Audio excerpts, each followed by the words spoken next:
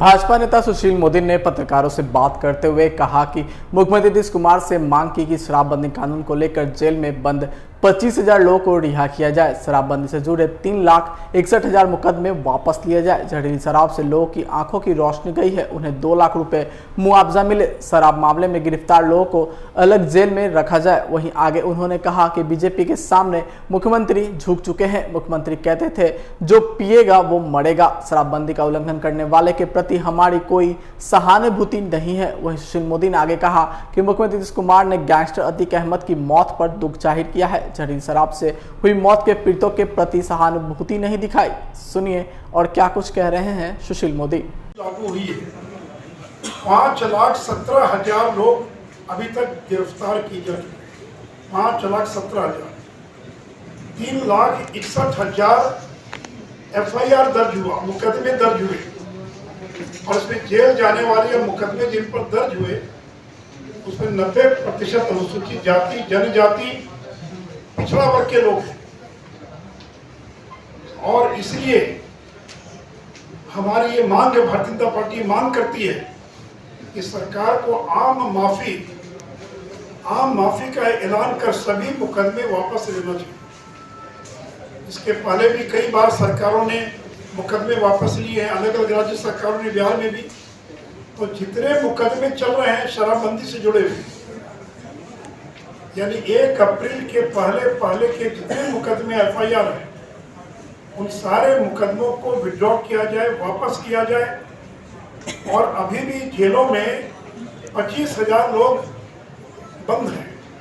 बिहार की जेल की क्षमता 55,000 को तत्काल जो है और रिहा किया जाए। साथ ही साथ शराबबंदी के मामले में जो जेल गए उनके लिए अलग से जेल की व्यवस्था की जाए। ये अलग से डिटेंशन सेंटर, जैसे बच्चों के लिए अलग व्यवस्था होती है, रिमांड होम और बाकी जैसी व्यवस्था रहती है। बेचारा शराब पी लिया, नहीं पीना चाहिए, शराबबंदी है, उसको आप शातिर अपराधियों के बीच रखेंगे। जेल के अंदर तरह तरह के अपराधी हैं। और ये मेरा सुझाव नहीं, ये सुप्रीम कोर्ट के संजय किशन कौल जो वरिष्ठ जज हैं, उन्होंने 1 जनवरी महीने में बिहार सरकार को सुझाव दिया था कि डिटेंशन सेंटर, यानी जिनको पकड़े उनको जेल भेजने के बजाय उनको डिटेंशन सेंटर में रखा जाए।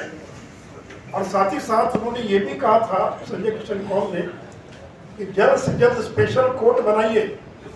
और मुख्यमंत्री की बार घोषणा थी कि स्पीडी ट्रायल कराएंगे, स्पेशल कोर्ट बनाएंगे। तो संजय किशन कौल की बेंच ने जनवरी में पूछा बिहार सरकार से, अभी तक आपने स्पेशल कोर्ट का गठन नहीं किया, कब तक स्पेशल कोर्ट का गठन करेंगे, कब जज की नियुक्ति करेंगे? और अगर आप नहीं कर सकते हैं तो हमको मजबूरन जेल में बंद सभी लोगों को रिहा करने का आदेश देना पड़ सकता है। जी कहा, तो फिर क्या कहेंगे? मुझे पता नहीं, आंसू तो नहीं ना बहाया उन्होंने। सम्राट चौधरी ने आंसू बहाया क्या कि मर गए, बड़ा गलत हुआ? अरे भाई, एक अपराधी मारा गया, उस अपराधी और इनके पार्टी में तो शहाबुद्दीन, राजवल्लभ यादव, तो ऐसे लोगों की, इनकी तो पार्टी में, महागठबंधन में तो ऐसे लोग हैं जिनको दुखी है, जिनके मारे जान। ठीक है, मारने की पद्धति पर मतभेद हो सकता है, लेकिन राजू पाल का मर्डर हुआ तो आंसू क्यों नहीं पाया नीतीश जी ने? 100 से ज्यादा मुकदमे चल रहे, कितनी विधवाएं हो गई, कितने लोगों का कत्ल करा दिया। कभी आपने उस पर तो सहानुभूति नहीं प्रकट की कि बड़ा गलत काम किया, कभी कंडेम तो नहीं किया। लेकिन गुंडा आतंक का पर्याय अपराधी मारा जाता है तो आपको बड़ा दुख होता, बड़ी तकलीफ होती है। ऐसा लगता है कि कोई आपका सगा रिश्तेदार जो है उसकी मौत हो गई। 2025 उसको इतना पेचीदा बना दिया गया है कि अगर पोस्टमार्टम रिपोर्ट नहीं है, अस्पताल में भर्ती कराया इसका प्रमाण नहीं है, शराब विक्रेता का नाम बताना पड़ेगा। तो ऐसी शर्तें लगा दी गई है कि इसमें पोस्टमार्टम के अलावा अधिकांश लोगों को कोई सहायता नहीं मिल पाएगी।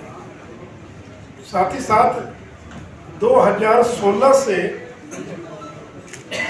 जब से ये कानून बना तब से उसी साल मुआवजा मिलना चाहिए था 2016 से, जो 17 में मरे, 20 में मरे, लेकिन सरकार 3 साल, 4 साल, 5 साल विलम्ब से मुआवजा दे रही है। तो परिवार तो उजड़ गया, बर्बाद हो गया। तो सरकार को जिन लोगों को विलम्ब से मुआवजा दिया जा रहा है उनको ब्याज सहित मुआवजा मिलना चाहिए। 2017 में जिसकी मौत हो गई उसको आज अब 5 साल के बाद 4 लाख दे रहे हैं। अगर तत्काल पैसा दे दिया होता तो उसका परिवार जो बच जाता, उसका परिवार बच्चों की पढ़ाई करा पाता। तो इसलिए वैसे लोगों को चूंकि आपने विलम्ब किया देने में, कानूनी प्रावधान है, आप देकर कोई एहसान नहीं कर रहे हैं। तो उस डॉक्यूमेंट मिला है जिसमें 2019 और 20 में शून्य मृत्यु की बात कही जा रही कि कोई मौत नहीं हुई। मित्रों, आपको मालूम है कि Bihar prohibition and excise act 2016, जो बिहार उत्पाद अधिनियम है 2016, उसकी धारा 42 में 4 लाख रुपए के मुआवजा का प्रावधान है। उस धारा 42 में यह भी प्रावधान है कि अगर जहरीली शराब पीने से कोई अगर गंभीर रूप से घायल हो जाता है या बीमार पड़ जाता है तो उसको 2 लाख रुपए तक की मदद की जाए, और सामान्य रूप से जो पीड़ित है उसको 20,000 रुपया का प्रावधान है। तो मरने पर 4 लाख, आंखों की रोशनी चली गई, गंभीर रूप से घायल हो गए, दिव्यांग हो गए, विकलांग हो गए तो 2 लाख, और सामान्य स्थिति में 20,000 रुपये का प्रावधान है। लेकिन बिहार सरकार ने अभी तक जिनकी आंखों की रोशनी चली गई, जो गंभीर रूप से बीमार हो गए, जिंदगी भर उनको इलाज कराना पड़ेगा, उनके लिए किसी प्रकार की घोषणा नहीं की गई है। उनका कोई सगा रिश्तेदार की मौत हो गई हो, दिग्विजय सिंह ने कहा ओसामा जी और डिप्टी सीएम करें अतीक जी, एक गुंडा, माफिया, आतंक, अत्याचार, अधर्म का प्रतीक गैंगस्टर का अंत होने पर ये बहुत दुखी है।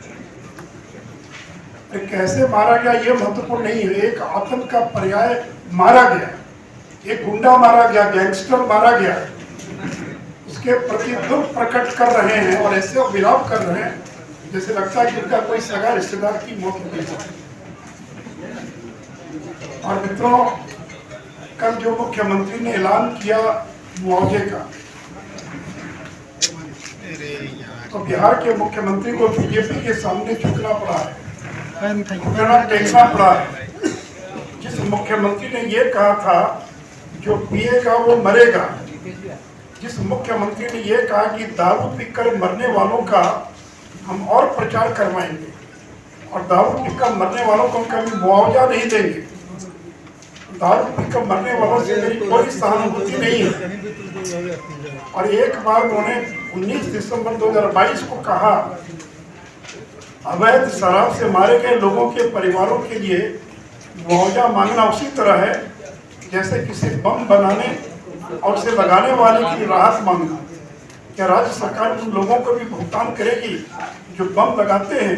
ऐसा कभी नहीं होगा। मित्रों, जिस मुख्यमंत्री ने कभी आंसू नहीं बहाया, दुख नहीं बहाया, दुख प्रकट नहीं किया, वो मुख्यमंत्री अतीक अहमद के मरने पर, मारे जाने पर और दुख प्रकट कर रहे हैं।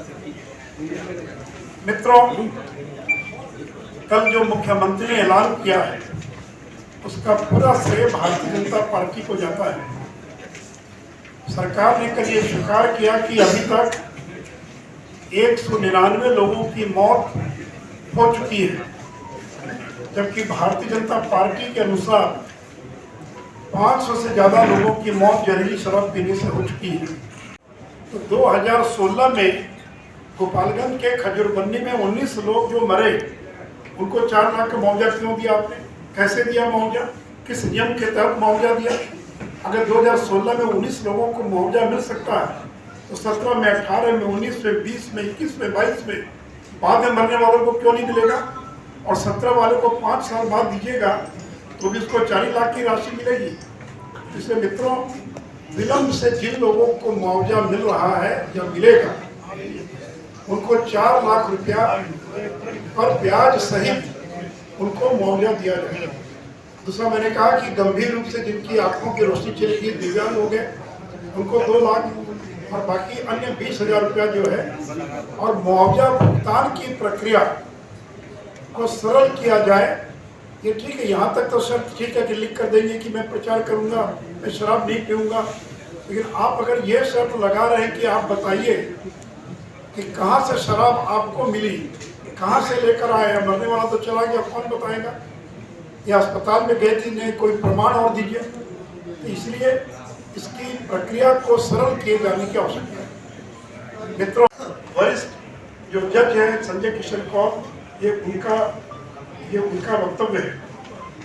इसलिए मित्रों, आपने मुआवजे की तो घोषणा कर दी, लेकिन जो मुकदमे हैं, अब इतनी बड़ी संख्या में मुकदमे की कोर्ट को दूसरा काम नहीं कर रहा। कोर्ट के पास एक ही काम है।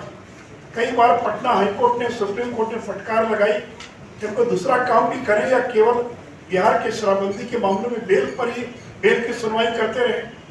तो जेलों के अंदर जगह नहीं है, इतनी बड़ी संख्या में लोग बंद हैं, कोर्ट के अंदर दूसरा कोई काम नहीं हो रहा, केवल शराबबंदी से जुड़े मामले हैं।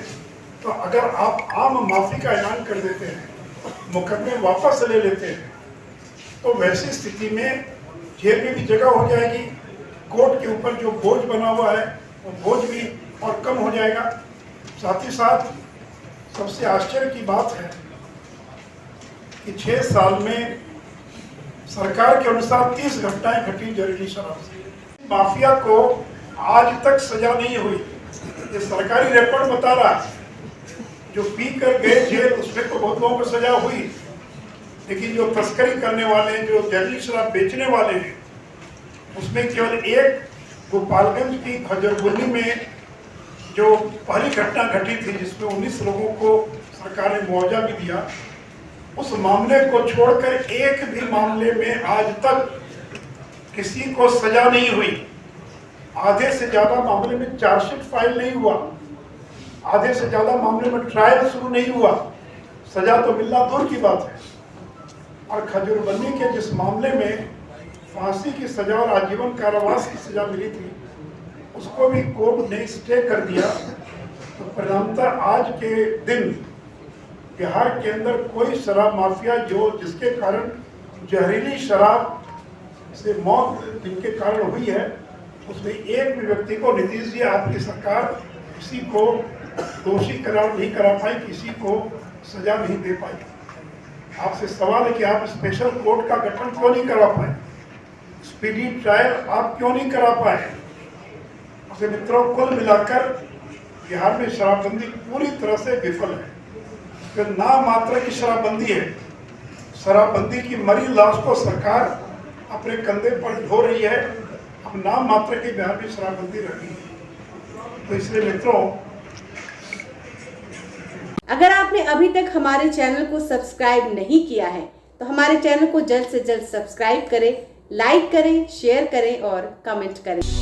क्या आप पत्रकारिता के क्षेत्र में अपना कैरियर बनाना चाहते हैं? तो आज ही Royal Ashoka Institute of Mass Communication and Journalism में अपनी जगह सुनिश्चित करें। आर्यभट्ट ज्ञान विश्वविद्यालय पटना से मान्यता प्राप्त 100% प्लेसमेंट के साथ royal Ashoka Institute of Mass Communication and journalism नामांकन जारी है। हमारा पता है DS/16 गायत्री मंदिर के समीप, कंकड़ बाग, पटना 8,20,000। आप हमें संपर्क भी कर सकते हैं। हमारा मोबाइल नंबर है 9955456126।